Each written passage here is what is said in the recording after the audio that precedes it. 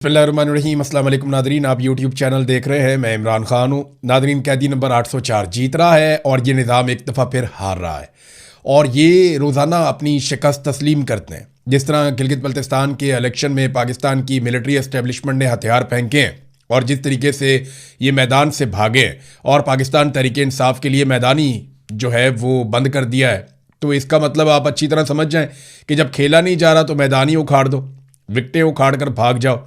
और अब तो अंपायर को साथ में लाकर खेलना भी मुश्किल हो गया है। कल एपिसोड हुआ जुनेद अकबर वाला। जुनेद अकबर को वहाँ पे रोक दिया गया, फिर सूबा बदर और फिर गिरफ्तार, और ये सारा कुछ आप देखते रहे तमाशा। और पाकिस्तान तहरीक इंसाफ को बिल्कुल किसी किस्म की लेवल प्लेइंग फील्ड नहीं दी गई। लेवल प्लेइंग फील्ड तो बहुत दूर की बात है, तहरीक इंसाफ को तो फील्ड ही नहीं दी गई और ये ज़बरदस्ती किया जा रहा है वहाँ पे। कल जुनेद अकबर के साथ हुआ और अब असद कैसर साहब के साथ हुआ। असद कैसर साहब इस्लामाबाद एयरपोर्ट से जाना चाह रहे थे स्कर्दू, जहाँ पे उन्होंने इंतहाबी तहरीक चलानी थी पाकिस्तान तहरीक इंसाफ के उम्मीदवारों के लिए, क्योंकि तहरीक इंसाफ तो है नहीं ना, उनके बेचारों का कोई इंतहाबी निशान है, तो वो अलग अलग इंतहाबी निशानों पे इलेक्शन लड़ रहे हैं। वो मैं आपको याद दिलाता रहूँगा वक्तन फ़वक्तन। ये आप एक स्क्रीनशॉट देख लें, यहाँ पे आप अपने अपने हलके में पहचान लें कि आपने मिलिट्री एस्टेब्लिशमेंट के खिलाफ किस उम्मीदवार को किस निशान पर वोट डालना है। तो ये आपकी स्क्रीन पे अब फिर नजर आ रहा है। तो नाजरीन, ये असद कैसर साहब को रोकने के लिए पंजाब पुलिस इकट्ठी हो गई और उन्होंने एयरपोर्ट जाने वाला रास्ता बंद कर दिया। अब ये वहां पे खड़े हैं, पीछे गाड़ियों की कतारें लग गई। यानी इतने को ये बेवकूफ लोग हैं और इतने बुखलाए हुए हैं कि असद कैसर को अगर आपने रोकना था स्कर्दू जाने से, तो जब वो एयरपोर्ट के अंदर जाते तो आप उन्हें कहते जी यहाँ पे साइड पे खड़े हो जाए, आप नहीं जा सकते स्कर्दू। तो असद कैसर साहब साइड पे खड़े हो जाते और उसके बाद आप उन्हें कहते जी आप वापस जाएं, तो उनको वापस जाना पड़ता। लेकिन इन बेवकूफ़ों ने सारा का सारा रोड ही ब्लॉक कर दिया और सारा रास्ता बंद कर दिया। हज़ारों गाड़ियां जो है वो ट्रैफिक जैम के अंदर फंस गई और उसके बाद बहुत सारे लोगों की फ़्लाइटें भी मिस हो गई। तो ये इतने अक्लमंद हैं, इनकी बौखलाहट की इंतहा यहां तक पहुंच गई है कि एक शख्स को स्कर्दू जाने से रोकने के लिए ये लोग सारा का सारा रोड बंद कर देते हैं, कई लोगों की फ़्लाइटें मिस करवा देते हैं। ख्वाजा साद रफ़ीक की भी फ़्लाइट मिस हो गई। ख्वाजा साद रफ़ीक ने भी जाना था और जाकर यहाँ पे इंतखाबात के लिए जो है ख्वाजा साद रफ़ीक ने कैंपेन चलानी थी गिलगित बल्तिस्तान में। अब वो ख्वाजा साद रफ़ीक ने क्या कहा था, ये भी आप सुने। ख्वाजा साद रफ़ीक ने कहा कि आज मुझे इंतखाबी मुहिम के ज़िमन में स्कर्दू जाना था। बर वक्त इस्लामाबाद एयरपोर्ट के बाहर पहुंचे तो देखा कि रावलपिंडी पुलिस ने एयरपोर्ट जाने वाली तमाम ट्रैफिक रोकी हुई है। बहुत कोशिश के बावजूद इस ट्रैफिक ब्लॉकेट की कोई माकूल वजह बयान नहीं की गई।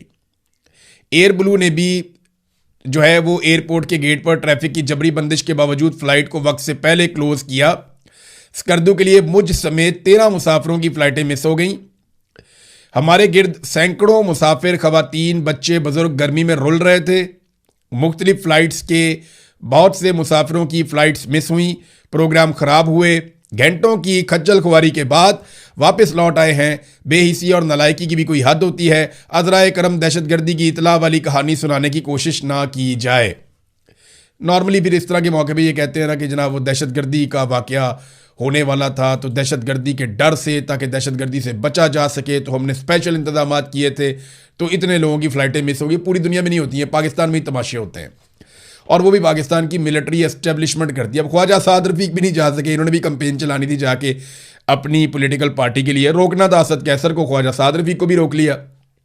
देखिए, ये जुनेद अकबर से, असद कैसर से ये इतना डरते हैं, तो आप सोचिए कि ये इमरान खान से कितना डरते होंगे, कितने खौफजदा होंगे कि ये इन लोगों को कैंपेन नहीं करने दे रहे। तो इमरान खान, मैंने आपको पहले बताया कई मरतबा कि जब तक आसिम मुनीर साहब हैं और जब तक आसिम मुनीर साहब के साथ कोई इमरान खान साहब की डील नहीं होती, जब तक कि आसिम मुनीर साहब को इस बात का यकीन नहीं आ जाता कि वो किसी खतरे में नहीं रहेंगे इमरान खान की वजह से, तब तक इमरान खान को ये कभी नहीं छोड़ेंगे।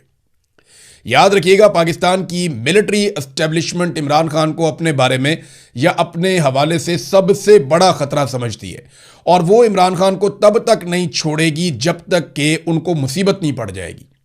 ये अवाम इमरान खान को छुड़ाएगी। जब अवाम इनको जकड़ लेगी और इनसे कहेगी कि इमरान खान को छोड़ो, तो फिर आप देखेंगे कि अदालतों से इंसाफ भी मिलेगा, फिर इमरान खान साहब बाहर भी आएंगे। जब इनके ऊपर दबाव पड़ेगा, और दबाव पड़ने के 3-4 तरीके हैं। नंबर एक, इनकी मईशत के अंदर वो दुर्गत बन रही है कि ये पाकिस्तान को चलाने क्या घसीटने के काबिल भी नहीं रहे। पाकिस्तान की मईशत की इन्होंने मंजी ठोक दी है, कोई इनको पैसे भी नहीं दे रहा और अवाम के ऊपर बोझ बढ़ता चला जा रहा। एक दबाव इनके ऊपर ये आएगा बहुत शदीद। दूसरा दबाव, अवामी ताकत अगर बाहर आ जाती है और बड़े पैमाने पर लोग निकल कर इन्हें मजबूर कर देते हैं कि अब आप इमरान खान को छोड़ें, आप बेगुनाह उसे मजीद अंदर नहीं रख सकते बाकी कैदियों के साथ, तो वो एक दूसरी सिचुएशन है। तीसरी, आलमी सतह पे इस तरह के मुतालबात आसिम मुनीर के सामने आ रहे हैं जिनके ऊपर अमल दरामद वो कर नहीं पाएंगे। बड़ा सख्त रद्द अमल आएगा पूरी दुनिया से और पाकिस्तान से, तो उसके लिए उन्हें कुछ थोड़ा सा पॉलिटिकल कैपिटल चाहिए होगा और वो सिर्फ इस वक्त पाकिस्तान में इमरान खान के पास है। ये अलग अलग चीज़ें हैं और ये मैं आपको बता रहा हूँ, ये एक तज्जिया है, ये कोई खबर की बुनियाद पे मैं आपको नहीं कह रहा। तो ऑब्वियस है, ये नज़र आता है, कॉमन सेंस की बात है कि आसिम मुनीर साहब को जितना खौफ है वो तो उनके एक्सटेंशन लेने में ही आपको दिखाई दे गया। आपको पता चल गया कि जनाब बहुत खौफजदा है, इन्होंने एक्सटेंशन ले ली 3 साल के बाद। ना सिर्फ इन्होंने एक्सटेंशन ली बल्कि इस्तिस्ना भी ले लिया, तो वो बहुत डरे हुए हैं। लिहाजा वो कभी भी इमरान खान को नहीं छोड़ेंगे जब तक कि उनको छुड़वाया नहीं जाएगा। असद कैसर साहब ने एक स्टेटमेंट जारी किया बाकी लोगों के साथ बैठकर, उन्होंने कहा जी मैं स्कर्दू जा रहा था जहां 7 जून को इंतखाबात हो रहे हैं, वहाँ हुकूमती वज़रा पहले से मौजूद हैं। हालांकि वज़रा इंतखाबी मुहिम नहीं चला सकते। मेरी सुबह 9:30 बजे फ़्लाइट थी मगर एयरपोर्ट जाने वाली सड़क ब्लॉक कर दी गई। DSP समेत पुलिस की भारी नफरी मुझे रोकने के लिए तैनात थी। सबसे पहला सवाल यह है कि पंजाब पुलिस कैसे मुझे गिलगित बल्तिस्तान जाने से रोक सकती है। पंजाब पुलिस ने इंतहाई गैर इखलाकी हरकत की है। मैं साबिक स्पीकर कौमी असम्बली और मौजूदा रुकन असम्बली हूँ, जबकि ये एक वफाकी मामला है।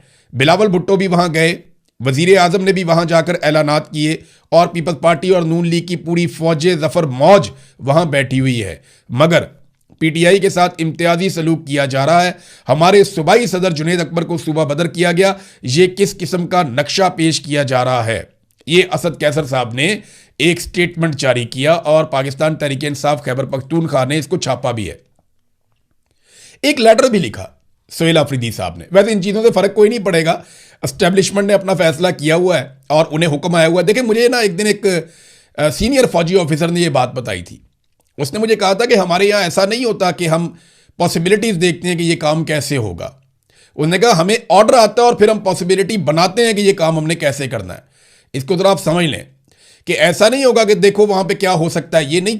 ऑर्डर आता है आर्मी चीफ की तरफ से ये कि ये काम करना है और उसके बाद फिर वो हालात को उसके मुताबिक मोड़ना शुरू करते हैं। तो हर हाल में उन्हें वो काम करना पड़ता है। अक्सर मैंने जर्नलिस्टों के मुंह से सुना है कि हमें बताया जाता है चीफ इज चीफ, कि जनाब चीफ ही चीफ है, वो जो कहता है बस वही हमें करना पड़ता है, वो जो लिख दे बस वही है, जो वो कह दे अपनी ज़बान से वही हमें करना होता है। और इसको अगर डिक्टेटरशिप नहीं कहेंगे तो और क्या कहेंगे? पाकिस्तान में तो ऐसे ही होता है। बहरहाल सोहेल अफरीदी ने खत लिखा, गिलगित बल्तिस्तान के इंतखाबात में शफाफियत के लिए chief justice supreme appellate court Gilgit Baltistan इन्हें खत अरसाल किया।